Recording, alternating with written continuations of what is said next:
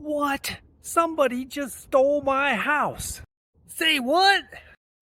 Now that I got your attention, let me go through a quick and free and easy technique so you can make sure this doesn't happen to you. And no, it didn't happen to me either. Okay, so to start with, go to recorder.maricopa.gov, and then I want you to click on Maricopa Title Alert, really anywhere in here.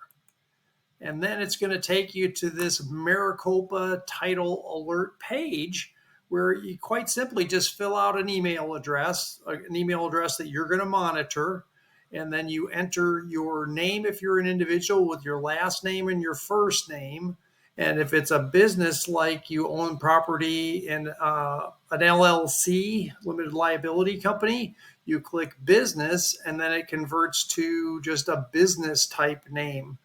Then you click sign up down here, bottom corner, and then it's going to send you an email. And I'll show you what that email looks like here in just a second.